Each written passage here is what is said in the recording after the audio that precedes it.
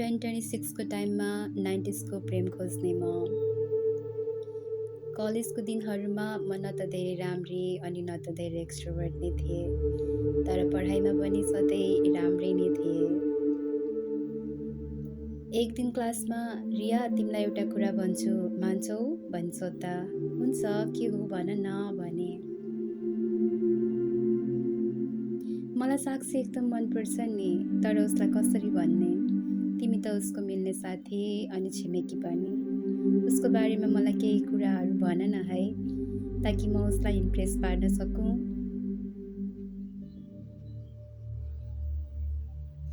नै हुँदैन पनि कसरी भन्न सक्थे उसलाई जो मेरो क्रस थियो, अनि हुन्छ पनि कसरी भन्न सक्थे जसले मलाई होइन मेरो साथीलाई रोजेको थियो। तर पनि मैले उसँग बोल्ने मौका पाउँछु भनेर हुन्छ भने। कति सजिलो हुने है छोरा मान्छेहरूलाई आफ्नो काम निकाल्न, अनि माया चाहिँ कति नि नदेख्ने। साक्षी असाध्यै राम्री अनि अलिकति स्टाइलिस पनि। उसलाई भने हरेक कुराको बारेमा प्राय जानकारी हुन्थ्यो।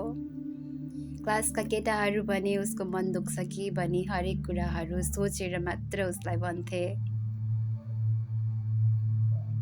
साक्षी सरहरूले केही भन्नुहुँदा अथवा एक्जाममा पेपर राम्रो नहुँदा क्लासमा घोप्टो परेर रोइहाल्थिन्। मलाई भने क्लासमा रुनु ठुलै कुरा हो जस्तो लाग्थ्यो, थाहा छैन किन। एक दिन सुरजले साक्षीलाई अनलाइनमै प्रपोज गरेछ भनी क्लासमा हल्ला भइरहेको थियो, अनि साक्षी पनि सुरजको सानिध्यमा हुँदा खुसी हुन्थिन्। एकअर्कालाई डेट गर्न थालेपछि दुवैजना एउटै बेन्चमा सँगै पनि बस्न थालेका थिए। साक्षी अनि सुरजको बारेमा पुरै क्लासमा मात्र नभएर कलेजभरि सबलाई थाहा थियो। सुरजको साथीहरूले साक्षीलाई भाउजू भनी बोलाउँथे, अनि मलाई भने यी सबै कुराहरूलाई टलरेट गर्ने बानी बसाउनु थियो। बिस्तारै पछि सुरज साक्षीलाई घर पुर्याउन भनी गाउँसम्म हामीसँगै हिँड्दै आउँथ्यो, अनि मात्र आफ्नो घर फर्किन्थ्यो। रिलेसनसिपमा भएको केही टाइमपछि दुवैजना डेटमा जाने, बेलुका डिस्को पनि जाने अनि ड्रिङ्क्सहरू गर्ने बानी भइसकेका थियो उनीहरूको। अनि यो सबै कुराहरू मलाई साक्षी आफैले कलेज आउँदा जाँदा भन्थिन्। उसलाई सुरजप्रति मेरो के फिलिङ्स थियो भन्ने कुरा थाहा थियो कि थिएन भन्ने कुराको मलाई कहिले पनि थाहा नै भएन।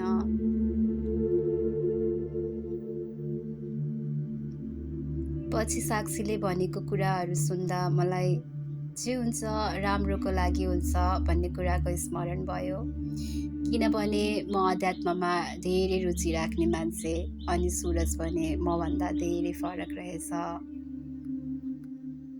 सायद सुरज र म रिलेसनसिपमा भएको भए हाम्रो रिलेसनसिप राम्रो हुन्थेन होला भन्ने मलाई लाग्यो।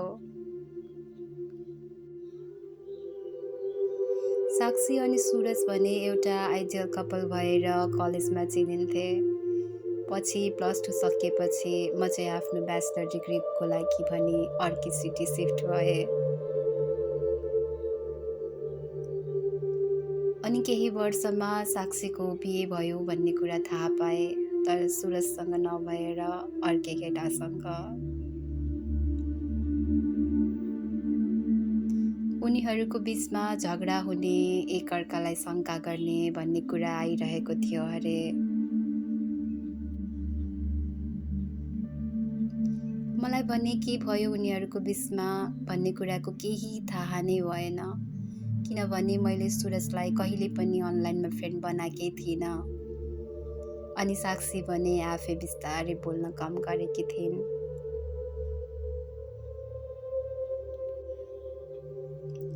कि अहिलेको समयमा कपल्सहरूलाई डिस्को, बार अनि ड्रिङ्क्समा मात्रै खुसी छ, यो सबै कुराहरूले मात्रै रिलेसनसिप लङ लास्टिङ हुन्छ भन्ने लाग्छ? हो भने साक्षीको बिहे आज सुरजसँग भएको हुन्थ्यो होला। उनीहरूले आफ्नो रिलेसनसिपमा ट्रस्ट, रेस्पेक्ट, अन्डरस्ट्यान्डिङ र सपोर्टको लागि कुनै ठाउँ नै राखेनन्। एकअर्कालाई बुझ्नुभन्दा मनोरञ्जनमा नै दुवैजना भुलिएका थिए। समय जति नै परिवर्तनशील भए पनि, जति नै न्यू जेनेरेसनको प्रवृत्ति बने पनि, माया भने परिवर्तनशील हुनु हुँदैन। सुरज र साक्षी कलेजमा सबैका लागि एउटा आइडियल कपल त बने, तर एकअर्काको लागि भने आइडियल पर्सन बन्न सकेनन्। धन्यवाद यहाँहरू सबैजनालाई मेरो पहिलो स्टोरीलाई धेरै माया दिनुभएकोमा। अनि यो चाहिँ मैले दोस्रो स्टोरी पोस्ट गरेको छु आफ्नो युट्युब च्यानलमा। आशा गर्दछु यहाँहरूले यो स्टोरीलाई पनि धेरैभन्दा धेरै माया गरिदिनुहुनेछ अनि एकअर्कासँग सेयर पनि गर्नुहुनेछ र लाइक र कमेन्ट पनि गरिदिनु होला। Thank you so much every one.